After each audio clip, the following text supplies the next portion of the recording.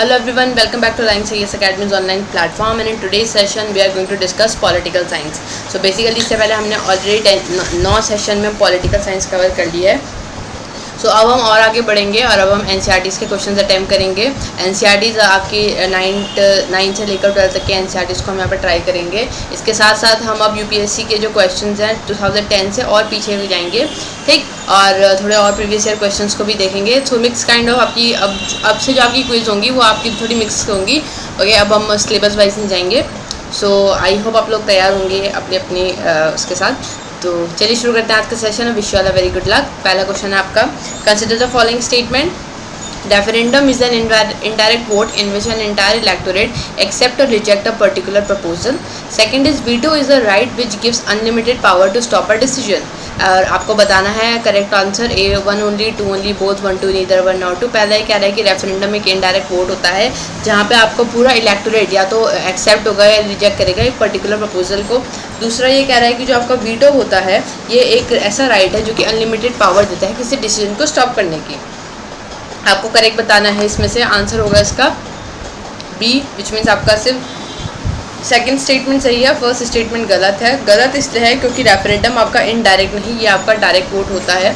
और जब भी आपका रेफरेंडम कंडक्ट किया जा रहा है इट मीन्स आपका अब यहाँ पे जो डिसीजन होगा वो डायरेक्ट डिसीजन होगा. और यहाँ पे या तो किसी जो पर्टिकुलर प्रपोजल वहाँ पे रखा गया है या तो उसको एक्सेप्ट किया जाएगा या तो उसको रिजेक्ट करा जाएगा. सो ये छोटे छोटे पॉइंट्स होते हैं जो कि मिस हो जाते हैं हमसे. दूसरा बिल्कुल ठीक है, वीटो आपका एक नेगेटिव वोट होता काउंट किया जाता है. सो हम ये नहीं कह सकते हैं कि अगर हमें किसी भी प्रपोजल को पास करवाना है तो हम वहाँ पे वीटो लगाएंगे. लेकिन अगर हमें किसी प्रपोजल को स्टॉप करना है, पास होने से रोकना है, सो हम वहाँ पे वीटो का यूज़ कर सकते हैं. ये आपका एक नेगेटिव वोट होता है. ओके, सो आपका पहला स्टेटमेंट गलत है, दूसरा स्टेटमेंट सही है. इसी तरीके के आप लॉजिक्स को भी जब आप आंसर टाइप करते हैं नीचे कमेंट सेक्शन में कि 1 होगा, ए होगा, बी होगा, सी होगा, आप अपने लॉजिक्स भी लिख सकते हैं. मैं डे 1 से बोलती आ रही हूँ कि जब आप लॉजिक लिखते हैं तो आप अगर आपका सही होता है तो वेल एंड गुड, बट अगर आपका गलत होता है वो तो ज़्यादा आपका फ़ायदेमंद होगा क्योंकि आप फिर उसके पीछे का जितना कॉन्सेप्ट होता है ना आपको वो भी क्लियर हो जाता है. और गलत चीज़ें हमेशा याद रहती हैं, याद रखिएगा. Which among of the following can be the demerits of democracy. आपको डेमोक्रेसी के डीमेरिट्स बताने हैं. Democracy leads to frequent changes in leadership. Democracy में lead to corruption for it is based on electoral competition. Democracy as a form of government only ensures that people take their own decision and this doesn't guarantee that their decision will be good. आपके options है 1 only, 1 and 2 only, 1 and 3 only, all of the above. सो पहला ये कह रहा है कि democracy leads to frequent changes in leadership. क्या democracy की वजह से लीडरशिप में आपको फ्रीक्वेंट चेंजेस देखने को मिलते हैं. दूसरा ये कह रहा है कि डेमोक्रेसी की वजह से आपको करप्शन भी देखने को मिलता है. तीसरा ये कह रहा है कि डेमोक्रेसी वो फॉर्म ऑफ गवर्नमेंट है जो कि सिर्फ ये इंश्योर करती है कि जो लोग डिसीजन अपने आप लें. ओके, ये वो गारंटी नहीं करेंगे कि वो डिसीजन गुड होगा या बैड होगा. इसमें आप एक चीज़ और कर सकते हैं. जब आप इसका आंसर नीचे लिखें हैं तो आप इसके एग्जाम्पल भी लिख सकते हैं. फॉर एग्जाम्पल आपको क्या ऐसा इंसिडेंट है जिससे आपको लगता है कि अगर आपको पहला ऑप्शन सही लगता है कि डेमोक्रेसी से फ्रीक्वेंट चेंजेस आ सकते हैं तो आप उसका एग्जांपल दे सकते हैं. करप्शन का एग्जांपल दे सकते हैं. यहाँ पे आप गुड डिसीजन बैड डिसीजन वाला एग्जांपल दे सकते हैं. आंसर होगा आपका D, all of the above. So बिल्कुल ठीक है. देखिए सबसे पहली बात क्वेश्चन को पढ़ेंगे तो डीमेरिट्स पूछा था डेमोक्रेसी के. सो ऑब्वियसली बात जब डेमोक्रेसी होगी तो यहाँ पे आपके फ्रीक्वेंट चेंजेस देखने को मिलेंगे लीडरशिप में. इसलिए देखने को मिलेंगे क्योंकि जो पावर है आपके बाय जो गवर्नमेंट है आपकी वो लोगों के द्वारा, लोगों के थ्रू और लोगों के लिए बननी जा रही है. सो यहाँ पे आपको चांसेस देखने को मिलेंगे कि लीडरशिप जल्दी जल्दी चेंज होती रहेगी. दूसरा यहाँ पे करप्शन आपको देखने को मिल रहा है क्योंकि पावर का यहाँ पे कंसंट्रेशन नहीं है. पावर का यहाँ पे आपको लेयर्स में पावर देखने को मिल रही है, 1 लेयर 2 लेयर 3 लेयर. जब आपको लेयर में पावर देखने को मिल रही है तो जो सेंट्रल अथॉरिटी है उससे जो रीच होगा, ठीक है, वो आपको कम देखने को मिल रहा है. जब रीच कम होगा तो आपको सर्विलांस कम देखने को मिलेगा. सर्विलांस कम देखने को मिलेगा, इतना इफेक्टिव नहीं होगा. जब इतना इफेक्टिव सर्विलांस नहीं होगा तो करप्शन के चार्जेस बढ़ जाते हैं. Based on the electoral competition, ठीक. डेमोक्रेसी में lead to corruption for it is based on the electoral competition, क्योंकि इलेक्टोरल कॉम्पिटिशन बेस्ड होता है. तीसरा, डेमोक्रेसी वो फॉर्म ऑफ गवर्नमेंट है जो ये इंश्योर करती है कि लोग अपने डिसीजन खुद लें. तो इसका मतलब ये नहीं हो सकता कि वो डिसीजन सही भी हो या गलत भी हो. हमने कई बार देखा है कि ज़रूरी नहीं है कि जो सरकार मेजॉरिटी में आ रही है वो काम भी उसी तरीके से करेगी. जो भी बॉडी आपकी गवर्निंग उसमें आ रही है, बॉडी में बन के आ रही है, वो सही भी हो. ठीक, पॉपुलर होने में और सही होने में डिफरेंस होता है. With reference to making constitution, consider the following statement. The drafting of document called constitution was done by the assembly of elected representative called the Constituent Assembly. The assembly adopted the constitution on 26 November 1947 but came into effect on 26 January 1950.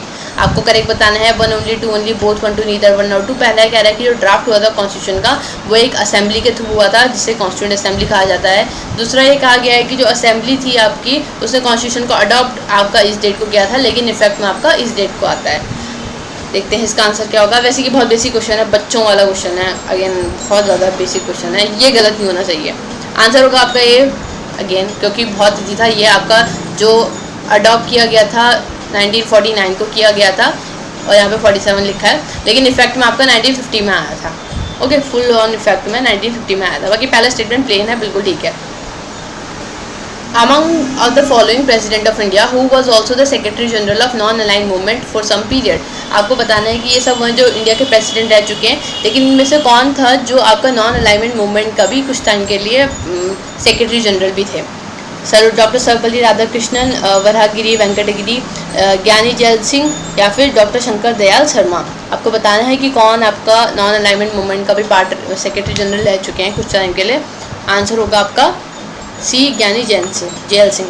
So non alignment movement की जब हम बात करते हैं, सो ये आपका जब बन के आता है 1961 में, आपको बांडुंग कॉन्फ्रेंस के थ्रू देखने को मिलता है। ओरिजिन आपका इससे पहले एशिया अफ्रीका कॉन्फ्रेंस में हो चुका है, ठीक है। सो यहाँ पे आपकी क्या होता है कि कुछ 4 से 5 कंट्रीज़ मिलकर क्या करती हैं, ग्रुप बनाती हैं। क्यों ग्रुप बना रही हैं, तो अब आप ये 1961 का टाइम पीरियड देखें। अगर हम 1961 का टाइम पीरियड देखें तो यहाँ पे अब आपको क्या देखने को मिल रहा है, आपको कोल्ड वॉर देखने को मिल रहा है, ठीक है। आपको यूएसएसआर और यूएसए के बीच में कोल्ड वॉर देखने को मिल रहा है। जब आपको कोल्ड वॉर देखने को मिल रहा है तो दुनिया बाइपोलर हो चुकी है। बाइपोलर मीन्स 2 एंड में बढ़ चुकी है, एक आपके इस तरफ हो गए, एक आपके इस तरफ हो गए। अब कुछ कंट्री, अब जिस तरीके से दुनिया 2 पार्ट्स में डिवाइड हो चुकी है, सो कंट्रीज़ के पास ऑप्शन थे कि उनको या तो इनको ज्वाइन करना है या इनको ज्वाइन करना है। सो कुछ कंट्रीज़ थी, फॉर एग्जाम्पल आपका इजिप्ट हो गया, आपका इंडिया हो गया, आपका यूगोस्लाविया हो गया, आपका घाना हो गया, ठीक, और एक और। तो इन कंट्रीज़ ने मिलकर क्या डिसाइड किया, और इंडोनेशिया हो गया, ठीक है। इन कंट्रीज़ ने मिलकर डिसाइड किया कि ना तो हम इन्हें ज्वाइन करेंगे ना तो हम इन्हें ज्वाइन करेंगे, हम एक अपना सेपरेट इनफॉर्मल ग्रुप बनाएंगे जिसे हम नॉन अलाइनमेंट कहा जाएगा, कि हम किसी के साथ भी ज्वाइन नहीं है, ठीक। क्योंकि इस टाइम पे इनको ज्वाइन करना है, क्योंकि आप देख रहे हैं 1961 में अभी इंडिया को फ्री हुए कुछ ही टाइम हुआ है, ठीक। सो किसी भी कंट्री के साथ अलाइन होना यहाँ पे इसके लिए डेंजरस हो सकता था, इसलिए ये नॉन अलाइनमेंट मूवमेंट का प्रपोजल देखा गया। वापस से क्वेश्चन में आए, सो ज्ञानी जैल सिंह जो थे ये इंडिया के वो प्रेसिडेंट थे जो कि कुछ टाइम के लिए नॉन अलाइनमेंट मूवमेंट के सेक्रेटरी भी रह चुके हैं, secretary general. In India who is the chairman of the national water resource council. कौन चेयरमैन होता है, prime minister, minister of water resources, minister of environment and forest, minister of science and technology. आपको बताना है कि national water resource council का minister कौन है। ये वो क्वेश्चन हैं जो आपके आई गेस 1992-93 के अराउंड में आए हैं, या तो ये बहुत इजी, आप देख रहे हैं कितने डायरेक्ट क्वेश्चन हैं। उस टाइम पे आई गेस बनना बहुत इजी होता था।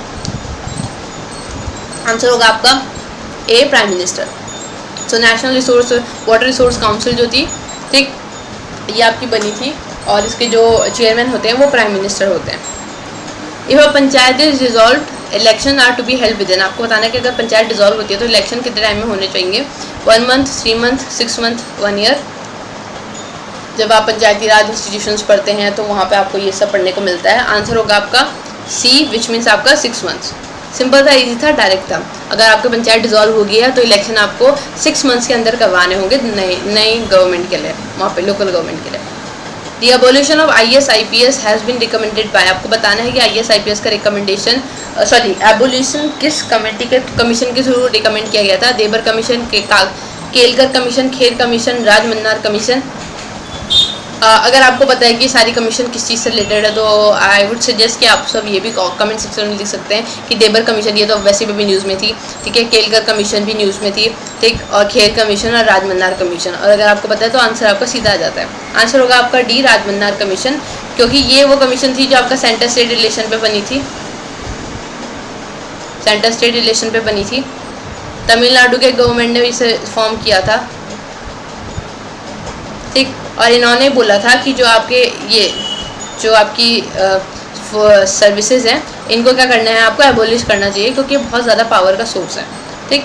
सो ये आपका कमीशन था, राज मन्नार कमीशन। अब मैं चाहूँगी कि आप कमेंट सेक्शन में भी लिखा कि देवर कमीशन, केलकर कमीशन किस चीज़ से रिलेट करती है। खेर कमीशन नहीं पता तो प्लीज़ गूगल करके लिख दीजिए, पर देख लीजिएगा, आपको पता है तो कमेंट में लिखना तो आपकी चॉइस है।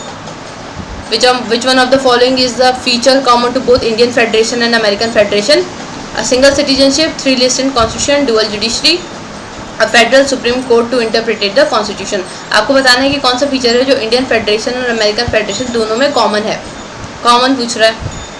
Single citizenship, 3 list in the constitution, dual judiciary, federal supreme court to interpret the constitution. Answer होगा आपका D, which means federal supreme court to interpret the constitution. So आपको इंडियन फेडरेशन में भी ये देखने को मिलता है और अमेरिकन फेडरेशन में भी आपको एक फेडरल कोर्ट देखने को मिलता है जो कि दोनों को वो करता है। The anti defection law was enacted as early as 1979 in. आपको बताना है कि एंटी डिफेक्शन लॉ 1979 में सबसे पहले सबसे एज अर्ली कहाँ पे हुआ था? Kerala, Jammu Kashmir, west Bengal, Tamil Nadu. And your answer will be C, west Bengal. Direct question है, फैक्चुअल क्वेश्चन है।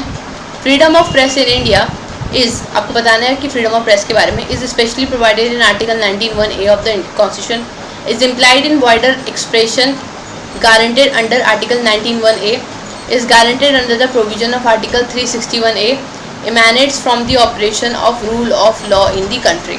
आपको बताने कि फ्रीडम ऑफ प्रेस के बारे में, and answer will be B, is implied in the wider expression guaranteed under article 19(1)(a।